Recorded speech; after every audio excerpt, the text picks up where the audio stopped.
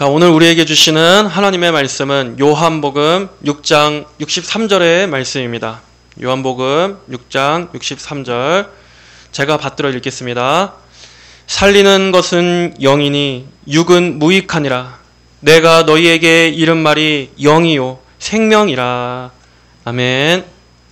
자, 오늘은 요한복음 6장 63절의 말씀으로 영의 말씀과 육의 메시지라는 제목으로 하나님 말씀을 증거하겠습니다.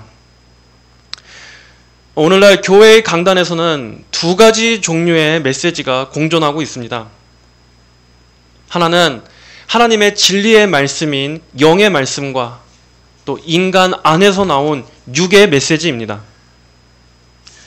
우리 성도 여러분들은 강단에서 하나님의 말씀이 인용되고 또 선포된다고 해서 그것이 다 하나님의 말씀이라고 쉽게 고지곳대로 간주해서는 안 됩니다. 이 선포되는 말씀에 분별이 필요한 것입니다.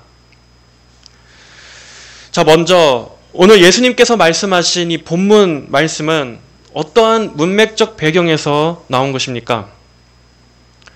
요한복음 6장에서 예수님은 5,000명이 넘는 군중을 먹이신 그 오병이어의 기적을 행하셨었습니다. 그 기적을 본 무리들은 예수님을 그들의 정치적인 메시아, 유대인들의 정치적 메시아로 삼으려고 했었습니다.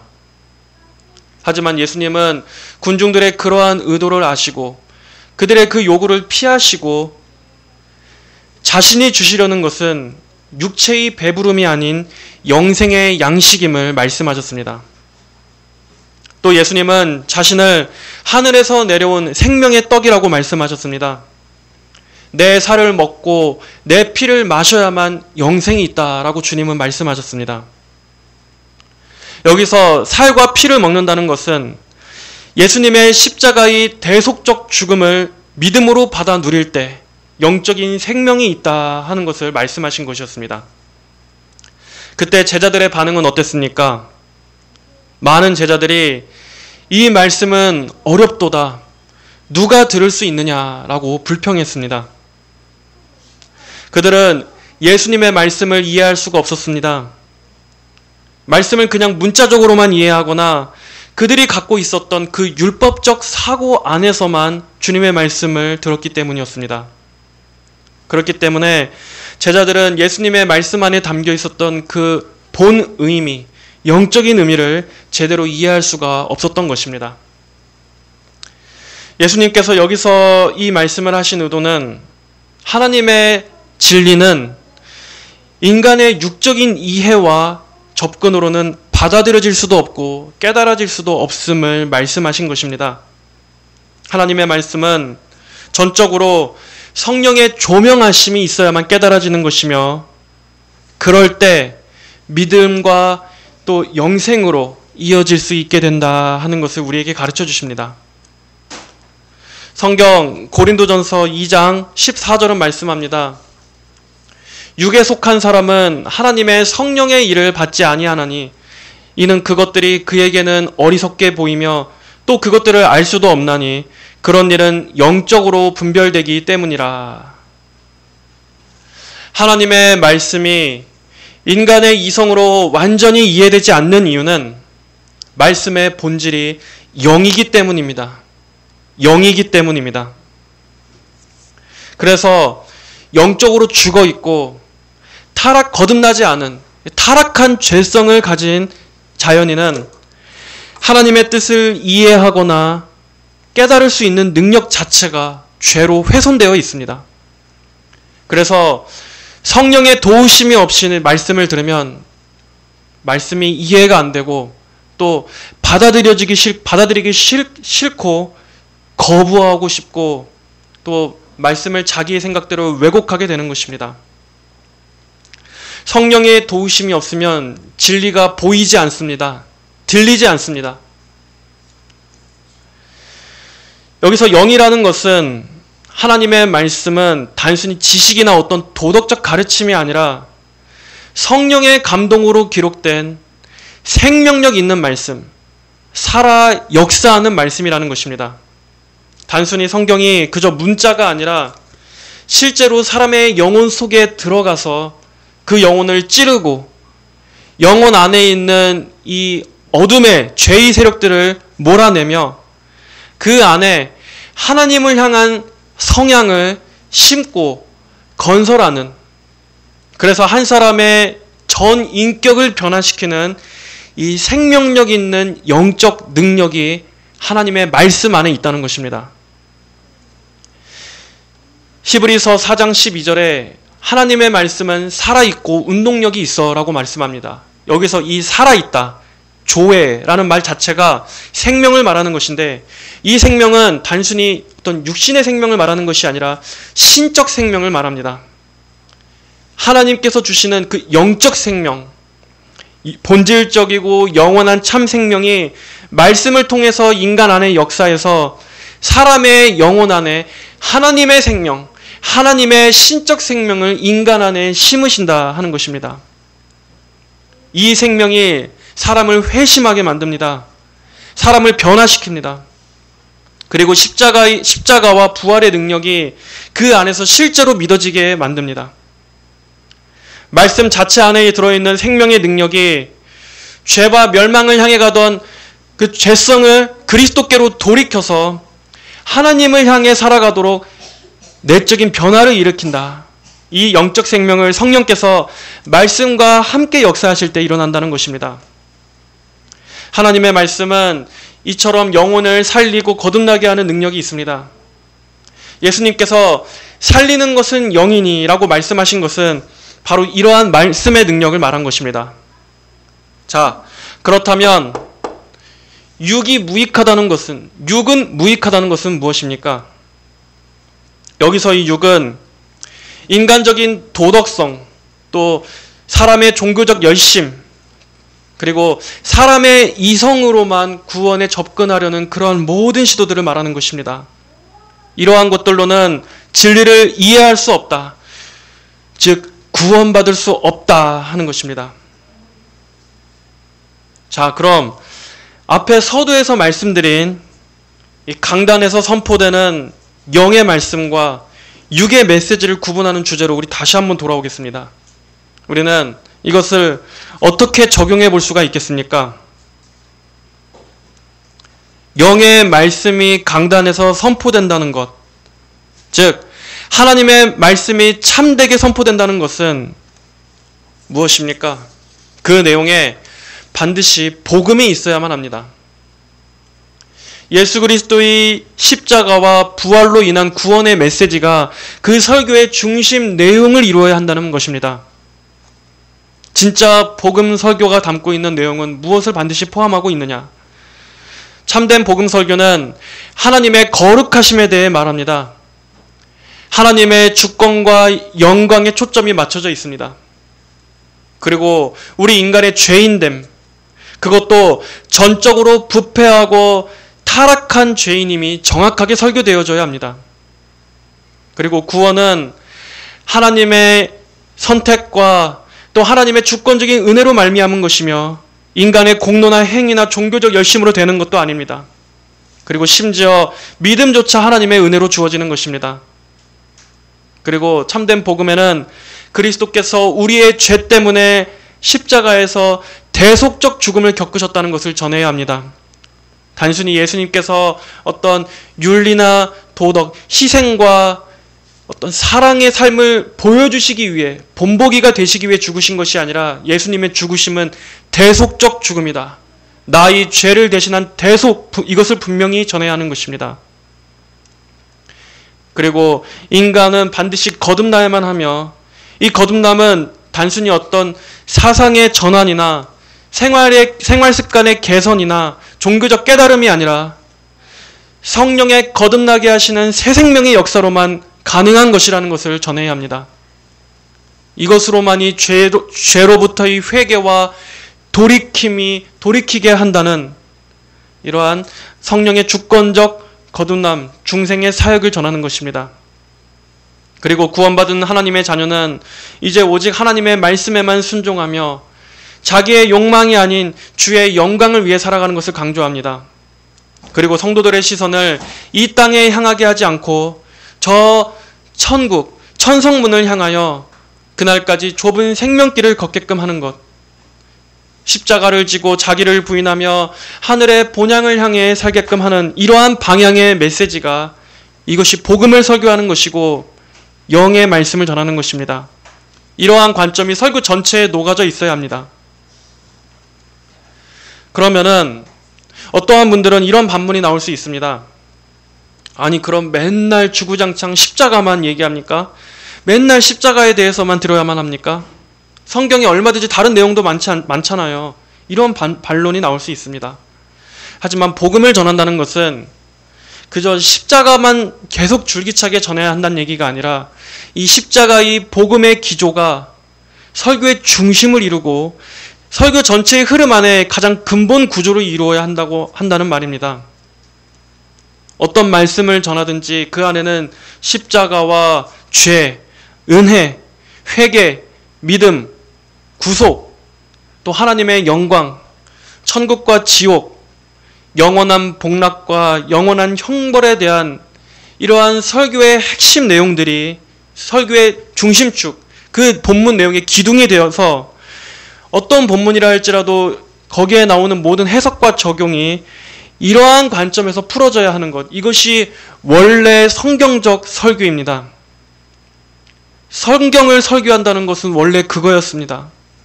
그것이 성경에서 말씀하고 선지자들이 전했었고 예수님께서 말씀하셨고 사도들이 전했던 원래 성경적 설교가 그것이었다는 말입니다. 하지만 오늘날의 육의 메시지는 어떻습니까? 이러한 사람 안에서 나온 육의 메시지를 좋아하는 사람들은 어떻습니까? 이제 이런 것들은 다 과거의 구닥다리와 같은 설교고 다 옛날 오늘날의 시대 유행에는 맞지 않는 설교라고 생각합니다. 그리고 이런 식으로 설교하는 것을 그저 죽은 문자를 전하는 것 취급을 해버립니다. 딱딱하고 재미없다고 느낍니다. 성경의 본문에 충실한 내용, 또 교리를 강조하면 이제 그런 건 필요 없다고 말합니다. 여러분, 영의 말씀이라고 해서 성경을 막 신령하게 전하는 것이 영의 말씀이 아닙니다. 성경의 핵심 진리들이 충실하게 설명되고 전해지는 것 자체가 영의 말씀입니다. 그런데 사람들은 말씀이 이렇게 가르쳐지고 해석되고 교리가 가르쳐지면 마치 그것은 육적인 것이라고 생각합니다. 사람의 지식에서 나온 어떤 육적인 차원의 말씀, 아주 이상한 사조에 물든 겁니다. 교리를 가르치고 성경을 교리적으로 해석하고 건전하게 설교하는 것은 육적인 것이고 뭔가 더 깊고 심오하고 신령한 잘 들어보지 못한 얘기를 하면은 영적인 것이라 생각하고 여러분 그것은 영지주의 이단입니다. 자, 여기서 또 하나 짚고 넘어가야 할 것은 아마 여러분들 중에도 혹시 이러한 말씀을 들어보신 적이 있을 겁니다. 예를 들어 어떤 목사님들의 설교 중에 우리는 하나님의 말씀이 로고스가 아니라 레마의 말씀으로 받아야 합니다. 혹시 이런 얘기를 들어보신 적이 있습니까? 아마 그런 얘기를 들어보신 분들도 있을 겁니다. 저 같은 경우는 순복음교회에서 신앙생활을 했었던 그 순복음 출신이었기 때문에 항상 듣던 게 말씀을 레마의 말씀으로 내게 와닿아야 한다. 이런 말을 굉장히 많이 들었습니다. 하지만 이게 무슨 말이냐면 하나님의 말씀을 둘로 나누는 겁니다. 이렇게 예를 들어 성경에 기록된 이 문자의 말씀은 로고스, 기록된 문자로 나누는 거고 이 말씀이 그냥 여기에만 머물고 가둬져 있는 것이 아니라 이 말씀이 어떤 특정한 순간에 내가 성경을 읽을 때나 목사님의 설교를 들을 때 어떤 특정한 순간에 내게 팍 꽂혀서 하나님의 음성처럼 들리는 그 순간 그게 레마의 말씀으로 왔다라고 그렇게 로고스와 레마로 나누는 것입니다. 그래서 우리는 로고스가 아니라 하나님의 말씀이 내게 레마로 와야 한다. 그게 하나님의 음성이다. 이런 식으로 표현하고는 하는 것입니다. 하지만 여러분, 그건 잘못된 겁니다. 하나님의 말씀을 그런 식으로 나누는 건 잘못된 겁니다. 그게 왜 위험한지 아십니까? 하나님의 말씀을 내 주관적으로만 받아들이게끔 만들기 때문입니다.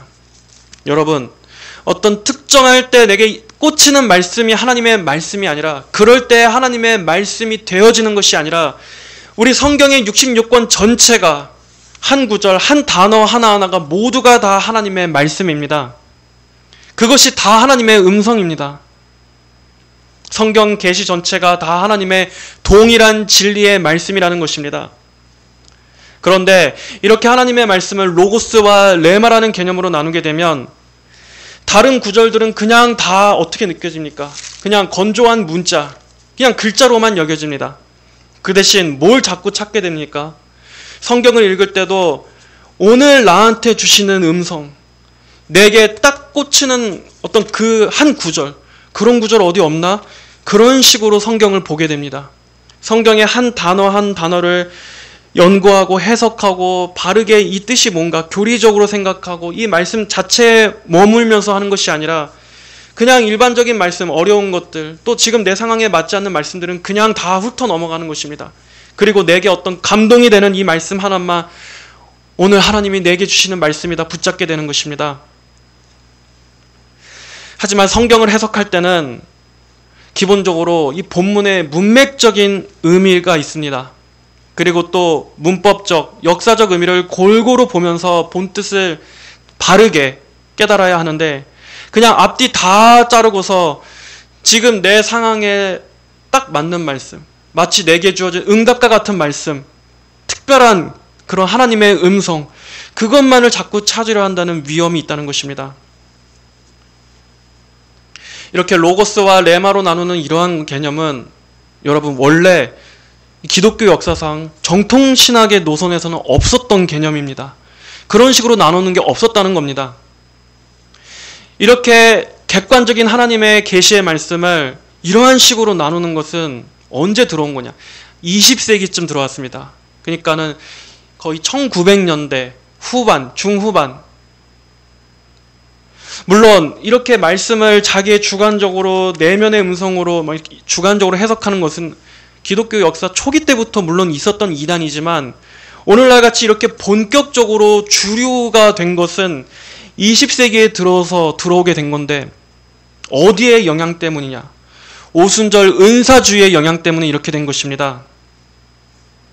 대표적인 은사주의자들인 이름을 거론하자면 케네스 핵인, 베니인과 같은 그러한 사람들 때문에 이러한 유행이 분 겁니다. 그들이 어떻게 말했습니까? 레마의 말씀을 받으면 현실이 바뀐다. 그리고 또 성령께서 지금 너에게 주시는 레마의 말씀을 믿고 선포하는 순간 기적이 일어난다. 그리고 병고침, 부, 성공 등이 레마의 말씀을 통해 온다. 그들은 이런 식으로 말했습니다. 그래서 마치 성경의 객관적인 문자 자체는 능력이 없고 이 상태는 그냥 죽어있는 글자뿐이고 개인적인 감동이나 음성으로 와닿는 그 순간에 기적이 일어나고 말씀이 실제 살아 역사한다는 그러한 유행이 불게끔 만든 것입니다. 이러한 이해가 다 오순절 은사주의 그리고 또 일부 신정통주의의 영향 때문에 온 것입니다. 예를 들어 칼바르트 같은 경우도 뭐라고 말했습니까? 칼바르트는 하나님의 말씀은 기록된 글자가 아니라 살아있는 인격의 말씀이며 우리가 만날 때 비로소 하나님의 말씀이 된다라고 말했습니다.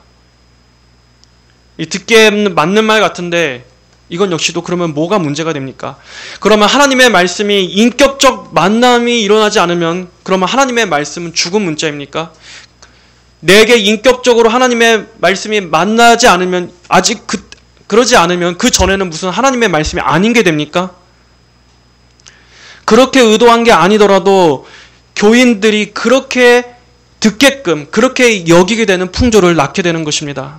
이 칼바르트 자체도 문제가 많은 사람입니다. 예를 들어 또 우리가 실제 교회에서 신년 되면 말씀 카드들을 뽑지 않습니까?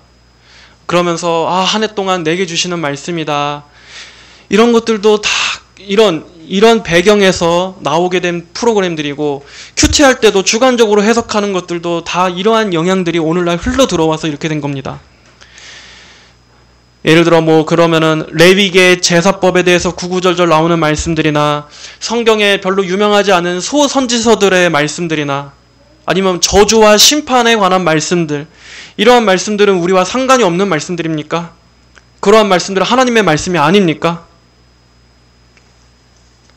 제가 지금 이런 부분을 왜 다루고 있냐면, 오늘날 교인들이 하나님의 말씀을 너무나 주관적으로 판단하는 성향이 잘못됐기 때문입니다. 바른 교리에는 너무나 딱딱하고 건조하다고 생각하면서 뭔가 확 꽂히는 그러한 말씀만이 신령하고 능력 있는 말씀이라고 생각하는 그 성향이 잘못됐다는 겁니다. 그런데 예수님은 오늘 분명히 말씀하십니다. 내 말은 영이라고. 어떤 특별한 말씀이 아니라 말씀 자체, 성경에 기록된 모든 하나님의 말씀이 영인 것입니다. 성경의 내용 자체가 영의 말씀입니다. 성경의 진리들이 하나하나 증거되고 설명되고 해석되고, 그게 교리적으로 온전하게 전해지는 게 영적인 거지, 다른 더 신령한 영적 차원이 없다는 겁니다. 그런데 사람들은 뭔가 신령한 거로 영적인 거라고 생각합니다. 정작 성경의 내용들, 이 십자가의 복음 자체는 지루하고 따분하게 여기면서 어디 더 신령한 말씀 없나? 어디 더 영적인 설교 없나? 찾는 겁니다. 하지만 그런다고, 그런 사람들이 찾는다고 하는 데가 결국 어디입니까?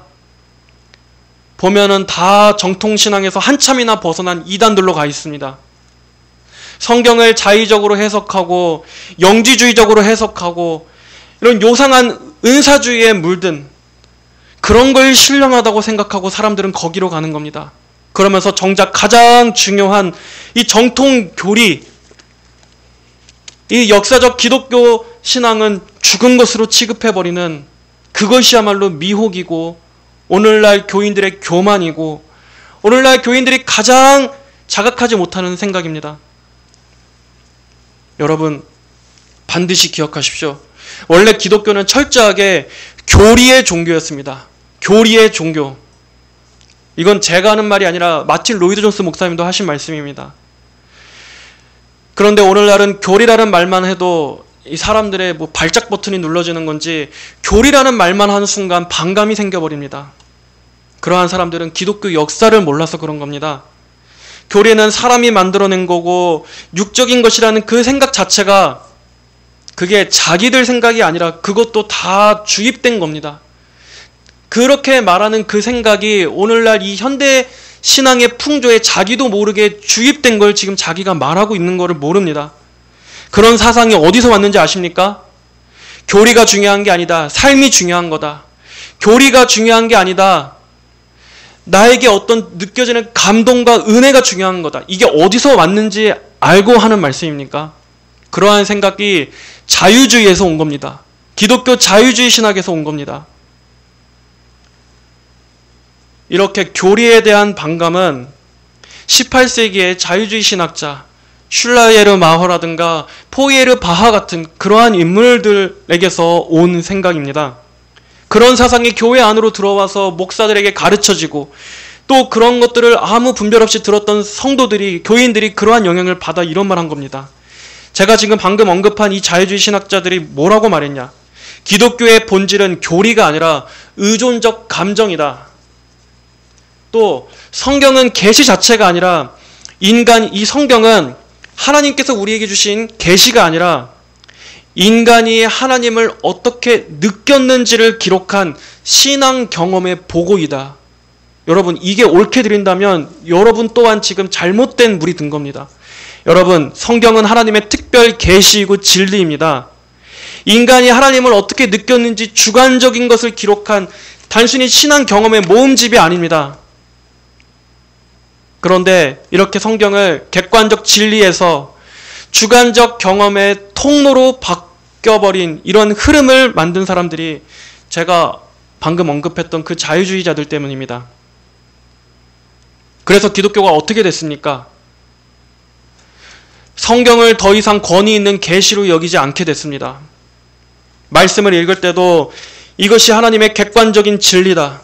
그리고 또 이것이 무엇이 교리에 부합되느냐 하는 그 관점은 다 사라져버리고 이제 오늘날 말씀을 읽고 내가 무엇을 느끼고 받아들이느냐, 또 이 말씀이 내게 어떤 감정을 일으키느냐, 이게 절대적인 기준이 되어버리게 만들었습니다. 말씀을 판단하는 기준이 내 개인적 느낌, 경험이 되어버린 것입니다. 그래서 성경을 교리적으로 바르게 아는 게 중요합니다. 또 교리를 알아야 복음을 바르게 이해할 수 있습니다.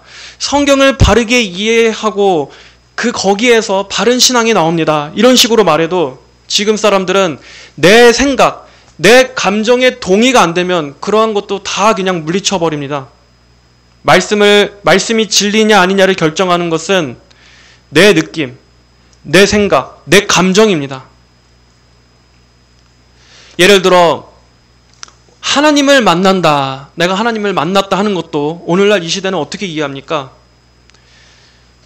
그냥 내가 만난 하나님, 각자가 다 자기 방식대로 하나님을 만났다고 하면 그냥 하나님을 다 만난 것이라고 생각합니다.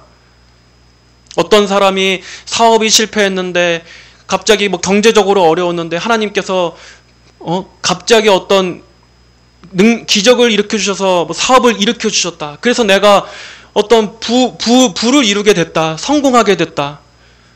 그리고 또 어떤 병 고침의 하나님, 어떤 성공의 하나님, 이런 식의, 그리고 또 내가 꿈과 환상에서 어떤 예수님의 형상을 보았고 예수님이 내게 말씀하셨다. 내가 이렇게 하나님을 만났다 하면은 그냥 그 체험했다고만 하면 그게 다 절대 진리가 되어버립니다. 거기에 대해서 조금이라도 의구심을 품으면은 바로 그냥 화를 내거나 관계가 깨져버리고 오히려 내가 이상한 사람이 돼버립니다. 하지만 여러분, 원래 전도가 무엇인지 아십니까? 전도가 뭡니까?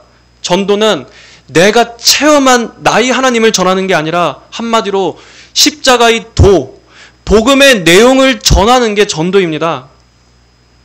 성경의 하나님, 객관적인 십자가 구속의 내용, 예수님의 대속적 죽음과 그분의 부활하심, 그리스도께서 우리의 주와 구주가 되신다는 이 내용을 전하는 게 전도인데, 오늘날에는 이런 내용은 하나도 안 전하고 내 간증, 내가 은혜 받은 거, 내가 만난 하나님을 전하는 걸 전도라고 생각합니다.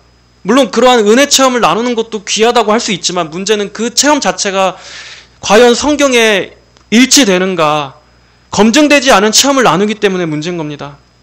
각자 자기가 만난 주관적인 하나님, 비성경적인 하나님을 사람들에게 나누고 있으면 어떡합니까?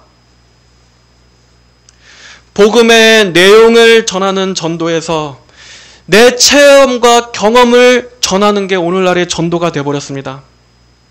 그러니까 그 내용에 철저하게 창조, 타락, 구속, 은혜, 또 영생과 구원, 심판, 이러한 주제는 없는 채 그저 따뜻하게 사람을 맞이하고 어떤 위로를 얻고 공동체 안으로 속하게 하고 보듬어주고 품어주고, 이러한 교회가 하나의 커뮤니티가 된 것, 이것도 근대에 들어서 변질된 겁니다. 그래서 하나님도 위로자 하나님, 치유자 하나님, 상처를 만져주시는 그런 따뜻한 하나님, 사람들이 교회로 들어올 때 하나님을 그러한 딱 인식을 갖고 하나의 편견 자체를 갖고 들어옵니다. 나의 느낌과 감정을 위해 존재하는 하나님을 찾고 기대하면서 교회의 문을 들어오는 것입니다. 오늘날의 진리는 성경이 이렇게 말씀하신다가 아니라 내가 이렇게 느꼈다입니다. 이 말 한마디면은 아무도 거기에 반대 의견을 못 냅니다. 제가 제일 무서워하는 그 부류의 교인이 어떤 분이냐면, 하나님이 저한테 이렇게 말씀하셨어요. 제가 기도해 봤는데 하나님이 제게 이렇게 말씀하셨어요.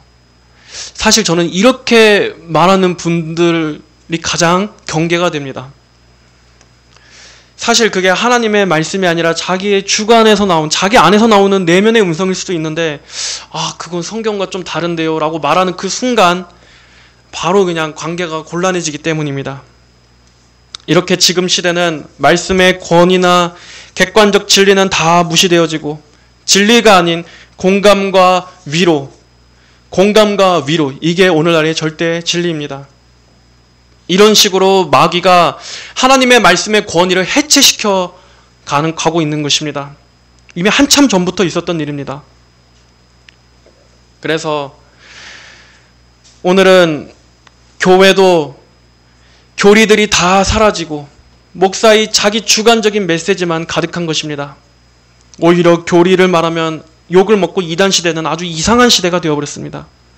정통신앙을 충실하게 고수하는 사역자들은 영적으로 죽은, 능력 없는, 말씀을 지식적으로만 아는 그러한 사역자들처럼 여겨지고 오히려 자기 안에서 나온 말들로 사람을 호리는 그러한 자들은 신령하고 능력 있는 하나님의 종입니다 하는 이런 대우를 받는, 이렇게 빛과 어둠이 완전히 뒤바뀌어버린 우리는 이러한 혼미한 시대를 살고 있습니다. 육에서 나오는 메시지들은 영의 말씀과 그 출처가 다릅니다. 그 메시지는 성경이 아닌 인간의 지혜와 세속적 가치에서 나옵니다. 즉 하나님으로부터 오는 이 성경에서 도출해내는 말씀을 전하는 설교자부터 이 말씀 권위에 순종하는 게 아니라 성경은 그저 그냥 격가지로만 하고 거기에 인간의 생각을 덧붙입니다. 본문에 충실한 것이 아니라 거기에 자기의 생각, 이 세상의 지혜를 섞습니다. 왜냐? 사람들이 성경 얘기만 하면 지루하게 여기니까, 인기가 없고 재미없어 하니까. 말씀을 전하는 그들 자신부터가 성경에 대한 믿음이 없기 때문입니다. 본인들부터가 성경의 능력을 체험하지 않았기 때문입니다. 본인들부터가 성경의 권위에 복종하지 않기 때문입니다. 그래서 성경만 의존하고 성경에서 도출해내려고 하는, 그걸로 영혼들을 먹이려고 하는 그 믿음이 그들 자신 안에서부터 없기 때문입니다. 물론 겉으로는 십자가 얘기도 할 수 있습니다. 죄 얘기도 할 수 있습니다. 천국과 지옥 얘기도 가끔 할 수 있습니다. 또 믿음도 얘기하고 또 자기 부인, 또 사랑, 이런 것들도 얘기합니다. 복음도 얼마든지 자주 사용합니다. 하나님의 말씀도 인용할 수 있고 또 그것을 우리의 실제적인 삶에 더 와닿게 적용도 잘할 수 있습니다. 그러나 성경 자체에서 나오는 이 중심 내용을 굳게 고수하는 것과 성경의 메시지를 잠깐 인용하면서 거기에 이 세상의 정신, 이 세상의 처세술, 이 세상의 자기 개발의 메시지들을 조미료처럼 약간만 뿌리는, 이 둘은 완전히 다른 것입니다. 거짓 선지자들의 메시지는 하나님의 계시를 왜곡하거나 대체합니다. 아예 대놓고 세상적인 메시지를 하지는 않습니다. 그러나 비틀고 대체합니다. 예레미야 23장 16절에 너희에게 묵시를 전하는 선지자들의 말을 듣지 말라. 그들은 너희에게 헛된 것을 가르치나니 자기 마음의 묵시를 말하며 여호와의 입에서 나온 것이 아니니라. 잘 분별해야 됩니다. 차라리 대놓고 세상적이고 대놓고 인본주의적이면 우리가 분별하기가 얼마나 쉽겠습니까? 그러나 항상 마귀가 진리를 변질시키는 방식은 너무나 교묘하기 때문에 우리가 이 성경의 진리 가운데 견고하게 서 있고 교리적인 탄탄한 이해가 없으면 대부분은 다 속습니다. 아까 제가 앞에서 언급했던 은사주의자들의 말이나 그 자유주의자들의 말, 제가 인용한 그것들을 여러분도 그냥 쉽게 들을 때는 우선 말 자체도 어렵긴 하지만 그 내용도 저게 틀린 말인가? 이런 생각이 들 수도 있습니다. 그 정도로 잘 분별해야 된다는 것입니다. 6에서 나온 메시지는 하나님의 말씀을 겉으로는 인용하지만 말씀이 높여지는 것이 아니라 말씀이 하나의 장식처럼 여깁니다. 잔뜩 성경 얘기해놓고서 결론은 어디로 갑니까? 그러니까 하면 된다. 믿음으로 나아가라. 그리고 네 마음을 고쳐먹어라. 좀 더 긍정적으로 생각해라. 그리고 승리하는 삶을 살아라. 여러분 어떻습니까?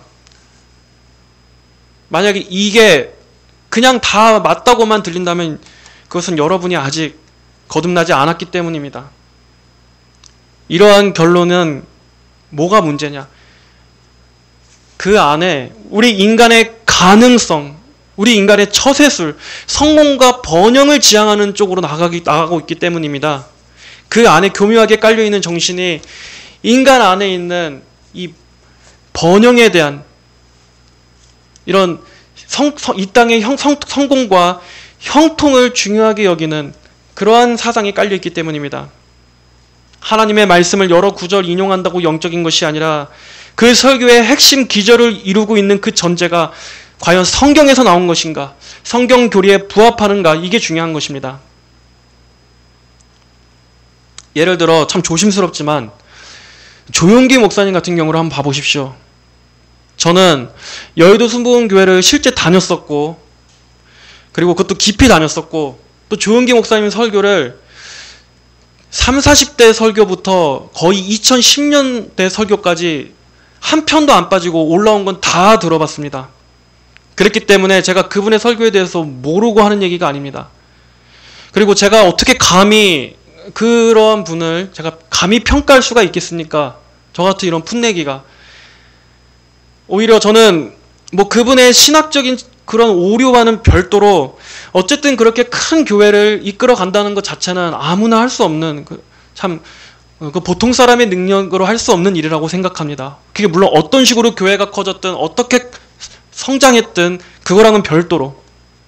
그리고 또 개인적으로는 요즘에는 지금 이 한국교회 이런 상황을 보니까 차라리 그런 영향력 있는 분들, 예전에 뭐 대표적인 그런 뭐 기독교의 어른이라고 할 수 있는 그러한 분들이 있었을 때가 차라리 나았다 하는 생각이 들 때도 있습니다. 지금 우리나라 이 기독교 상황을 보면. 그런데 물론 그분이 뭐 엄청난 또 뭐 뛰어나신 부분도 있지만 반대로 단순 과오로 치부하기에는 복음에 너무나 치명적인 해를 가한 그러한 부분이 분명히 있다는 것도 알아야 합니다. 오늘날의 이런 은사주의와 기복주의, 번영신학, 잘못된 성령론, 그리고 교회를 이렇게 메가처치와 대형교회화 시킨 오늘날 교회를 완전히 복음에서 떠나서 상업에 물들게 해버린 그러한 치명적인 폐해도 분명히 가져온 것입니다. 그리고 또 그분의 설교만 놓고 봤을 때도 예를 들어 30, 40대까지만 해도 그래도 들어보면은 그래도 십자가를 온전하게 전하셨습니다. 물론 개혁주의적인 건 아니더라도 어쨌든 십자가를 전면에 드러내놓고 십자가, 구속, 보혈 그것을 있는 그대로 담대하게 능력 있게 선포하셨습니다. 하지만 점점 가면서 어떻게 변질됐습니까? 한 80년대, 90년대 들게 되면은 이제 점점 성경에 없는 게 들어오기 시작합니다. 예를 들어 뭐 꿈, 4차원의 영성, 바라봄의 법칙, 또 어떤 뭐 말의 권세, 긍정의 힘, 이러한 뉴에이지와 엄밀히 얘기하면은 오컬트, 구상화 법칙이라고 하는 내가 바라는 대로 이루어진다. 내가 어떤 것을 그리고 꿈꾸면 이루어진다. 이게 뉴에이지에서 온 것입니다. 그 외에 또 예언, 방언, 입신, 신유 이런 신사도 운동을 끌어들이고 그 밖에도 몰트만과 같은 당대의 그 시대의 현대신학들 이런 데에 물들어 있는 온갖 당대의 잘못된 신학 풍조가 다 짬뽕이 돼서 설교가 오염되고 그 교회의 여러 프로그램들이 다 전형적인 대형교회에서 하는 그러한 프로그램들로 가득하게 된 것입니다. 물론 십자가도 얘기하고 마귀도 얘기하고 기도도 얘기하고 하지만 결론이 어디로 갑니까? 우리 전통적인 청교도 신앙에서는 거룩과 회개와 천국으로 향하게 하는 것이 바른 열매인데 그러한 번영신학의 메시지들은 어디로 이끕니까? 예수님이 십자가로 다 승리하셨기 때문에 그렇기 때문에 우리는 이 땅에서도 형통하고 복받고 모든 게 다 승리로 가게 된다고 말하는 것입니다. 마치 그렇지 않으면은 복받지 않은 것처럼 구원받지 않은 것처럼 하나님의 은혜가 임하지 않은 것처럼 마치 이 땅에서의 형통이 복의 척도인 것처럼 여기게끔 만든다는 것입니다. 그래서 옛날에 거기 순복음 출판사에서 나온 책 보면 제목이 목사님, 우리는 폭스바겐을 원합니다. 이런 책도 나왔었습니다. 같은 십자가고 복음을 말한다 할지라도 그것이 우리를 영원한 소망으로 향하게 하느냐, 아니면 이 땅의 형통함을 추구하게끔 하느냐, 이게 미묘하지만 엄청나게 중요하게 갈리는 것입니다. 그런데 문제는 죄로 타락한 사람들은 그러한 메시지를 좋아한다는 것입니다. 자기의 육적인 욕망을 충족시켜주는 메시지를 좋아합니다. 인간의 잠재력을 높이 쳐주는 그런 설교들, 자존감을 높여주고 상처를 치료해주고 삶의 동기를 부여해주고 들으면 막 힘이 나는, 내가 막 꿈과 비전을 품게 되는, 하지만 그건 복음이 아닙니다. 그건 영혼을 살리는 영의 말씀이 아닙니다. 그러한 메시지는 사람에게 영생을 줄 수 없습니다. 진정한 하나님의 말씀은 십자가의 복음을 전하는 것입니다. 사람들의 니즈를 채우는 것이 아니라, 그러니까 필요, 요구를 채우는 것이 아니라, 교회는 사람을 즐겁게 하고 사람의 기호를 만족시키고 사람을 높여주는 것이 아니라 하나님의 영광과 존귀를 드러내야 합니다. 육의 메시지로는 사람들을 많이 교회로 끌어모을 수는 있지만 그 안에서는 거듭남의 생명이 나올 수 없습니다. 오늘날 예수님의 피 묻은 십자가는 사라지고 온갖 고상한 인문학으로 포장된 가짜 복음만이 들끓고 있습니다. 요즘 유행하는 설교들 어떤 설교들입니까? 인문학, 그리고 뭐 교양 강좌와 같이 고상한, 그리고 또 뭐 MZ세대를 겨냥한다 해서 설교 시간도 엄청 짧은 2분, 3분의 이런 짧은 클립 영상들, 그리고 목사들도 젊은 애들에게 맞춘다고 막 되게 유행하고 세련되고 속된 말로 요즘 힙하게 하는 그러한 설교가 유행하고 있지 않습니까? 다 오염된 영혼을 죽이는 독극물입니다. 십자가 중심, 예수님의 보혈을 높이는 이 대속의 은혜, 이러한 것들이 다 실종됐습니다. 인문학에서는 결코 구원이 나올 수 없습니다. 왜 그렇습니까? 인문학은 결국 인간을 말하는 것인데, 인간 중심으로 생각하는 것인데, 이 세속의 인문학은 인간을 자율적인 존재로 보기 때문에 우리 하나님의 피조물로서 지음받은 이러한 전적으로 은혜가 필요한 관점에 이 죄인으로서 이러한 인간론으로 사람을 말하지 않습니다. 그런데 그런 인문학이 섞여 있는 설교를 들으면 교인들도 자기도 모르게 어떤 영적인 변화를 겪느냐, 하나님의 진리가 진리인 것처럼 안 느껴지게 됩니다. 말씀에 복종하기가 싫어집니다.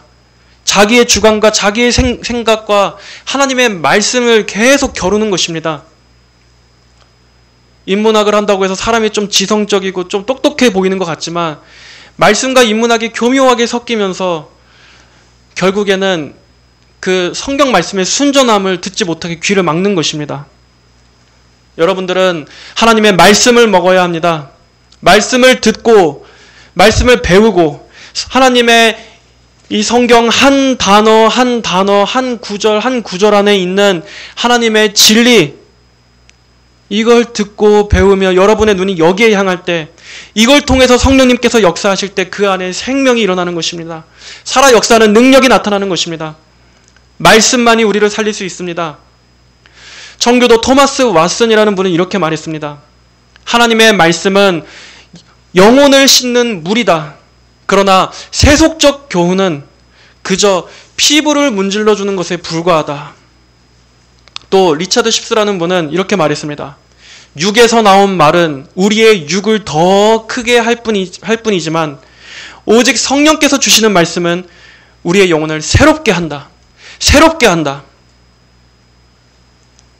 참된 복음은 듣기에는 쓸 수 있지만 우리의 영혼에는 유익을 가져다 줍니다. 그러나 가짜 복음은 듣기에는 달지만 영혼에는 해를 가져다 줍니다. 자, 여러분들에게 질문합니다. 여러분이 좋아하는 유의 말씀은 어떤 말씀입니까? 가만히 한번 생각해 보십시오. 나는 과연 어떠한 유의 말씀을 좋은 말씀이라고 생각하는가? 내 본성은 어떠한 유의 말씀을 좋게 여기는가? 여러분이 좋아하는 성향의 말씀이 곧 여러분 자신의 영적인 정체성을 나타내 줍니다. 여러분은 말씀을 사모한다 그럴 때 여러분이 사모하는 그 말씀은 어떠한 말씀입니까? 뭔가 더 파워풀하고 중간중간 예화도 들어있고 또 설교자의 유머도 들어있는 그러한 설교? 아니면 여러분 진짜 하나님의 순전하고 단순한 진리 자체를 원하십니까? 하나님의 그 어떤 말씀도 지루하거나 단조로운 것은 없습니다. 만약 성경 말씀이 온전하게 설교되어지는데도 만족이 안 되고 지루하다면 그것은 물론 설교자의 잘못도 있겠지만 하나님의 말씀을 들을 귀가 없는 자신의 상태 문제라는 것을 먼저 되돌아보십시오. 하나님의 말씀 안에는 본질적으로 생명이 있는데 왜 여러분은 아무런 변화가 일어나지 않습니까? 물론 여기에는 여러 원인이 있을 것입니다. 하지만 분명한 건 말씀 자체에는 결함이 없다는 것입니다. 그건 확실합니다. 말씀 자체는 언제나 생명을 품고 있습니다. 하지만 그것이 어떤 땅에서는 싹트지 않습니다. 분명 설교자의 측면에서 원인도 있습니다. 설교자가 말씀을 온전하게 해석하지 않거나 본문에 충실하지 않을 때, 또 말씀을 준비하지 않고 그냥 인간적인 능력에만 의존해서 기도 없이 설교하려고 할 때 열매가 없을 것입니다. 아니면 설교자의 삶이 말씀과 불일치해서 설교자가 말씀대로 살지 않고 불경건해서 말씀의 효력이 약화될 수도 있습니다. 자기가 전한 그 메시지대로 살지 않을 때 그 말씀은 힘을 잃습니다. 또 설교자가 차갑고 죽은 심령으로 말씀을 전할 때도 열매가 미비할 수 있습니다. 하지만 듣는 청중들에게도 원인이 있을 수 있습니다. 설교자가 분명히 성경적 관점에서 말씀을 충실하게 전함에도 열매가 맺혀지지 않는 것은 듣는 교인들의 영적인 무감각과 완고함 때문일 수도 있습니다. 말씀 잘못도 설교자의 잘못도 아니라 사실은 내가 영적으로 죽어 있어서 말씀에 흥미를 못 느끼는 것입니다. 분명히 하나님의 말씀을 바르게 전함에도 그게 재미없고 듣기 싫고 너무 길고 지루하다면 여러분 설교자 탓하지 마시고 자신의 거듭남을 점검해 보십시오. 왜 나는 십자가가 지루할까? 왜 나는 하나님의 말씀을 하나하나 배우는 게 지겨울까? 왜 나는 성경의 복음에 흥미가 들지 않을까? 자신이 성령으로 거듭나지 않아서입니다. 자신이 아직 믿음이 없고 성령이 이 안에 없기 때문에 하나님의 말씀을 그런 식으로 여기게 되는 것입니다. 또 자기 의와 교만함이 말씀의 열매를 가로막을 수도 있습니다. 내가 말씀을 너무 이미 많이 들어서 잘 알고 있다고 생각하는 교만, 또 말씀이 너무 단조롭다는 교만, 이것은 내가 말씀을 많이 알고 있다는 게 아니라 사실 아주 교만한 상태에 있다는 증거입니다. 여러분, 진정으로 성숙한 신자는 말씀이 질리지 않습니다. 십자가에 대한 말씀이 질리지 않습니다. 항상 하나님의 말씀은 늘 깊고 새롭고 몇 번씩 반복해도 그 안에는 영적인 생명이 있다는 것을 성숙한 신자일수록 더 이것을 알기 때문에, 그리고 하나님의 말씀을 들을 때도 어떠한 태도로 듣습니까? 이 말씀으로 오늘 내가 변화되어지고 내가 하나님 앞에 더 향하여지기를 소망하고 기도하는 겸손함이 있습니다. 교만한 마음 안에는 진리가 뿌리내릴 수 없습니다. 그러므로 그런 교만함이 깨질 때까지 자신을 돌아보고 회개하십시오. 듣고 싶은 것만 듣는 태도, 감동이 없으면 거부하는 태도, 죄인이라는 것에 대해 듣기 싫어하는 것, 그리고 또 이 세상이 말하는 것들을 더 현실적으로 여기는 이러한 태도들, 이런 다양한 것들이 말씀이 우리 안에서 역사하지 못하도록 방해하는 잘못된 마음밭입니다. 나는 어떠한 말씀을 좋아하는가? 오늘은 이 한 가지 물음을 가지고 곰곰이 자신을 생각해 보십시오. 내가 진정으로 은혜 받았다고, 또 내가 진정으로 좋아하는 말씀은 어떤 경향을 띤 말씀인가? 나는 하나님의 진리를 듣고 배우는 것을 통해 은혜를 받는 편인가? 아니면 감동적이고 마음을 만져주는 그런 느낌 때문에 은혜를 받는 편인가? 하나는 진정한 성도의 마음밭이고 다른 하나는 거듭나지 않은 육적 교인의 마음밭입니다. 여러분은 십자가와 회개의 말씀을 들을 때 오히려 영혼이 각성하게 됩니까? 영혼이 살아나게 됩니까? 아니면 지루해집니까? 하나님의 말씀 그 자체를 풀어 해석하는 것보다 어떤 설교자의 스타일, 정서적인 터치, 좀 더 감동적인 예화 같은 것에 은혜를 받고 그것으로 설교를 판단하고 있습니까? 내가 좋아하는 말씀의 성향이 곧 내 영적 정체성입니다. 단순하고 순전한 진리를 사랑하십시오. 그리고 그 진리에 머무십시오. 그것을 배우기를 기뻐하시고 거기에서 하나님의 영광 보기를 기도하십시오. 십자가를 알게 되고 죄를 깨닫게 되고 회개하게 되고 은혜를 알게 됨으로 인해서 기도하는 심령이 되어야 합니다. 유튜브에 수많은 기독교 관련 콘텐츠들이나 또 여러 설교자들의 설교를 들을 때도 이 메시지의 핵심 전제가 과연 십자가에 있는지 아니면 그걸 빙자해서 교묘하게 이 세상의 정신을 십자가와 섞고 있지 않은지 메시지를 잘 분별하시기 바랍니다. 그러기 위해서는 말씀을 잘 알아야 합니다. 교리를 잘 알아야 합니다. 교리에 대한 반감을 갖지 마시고 교리를 배우시기 바랍니다.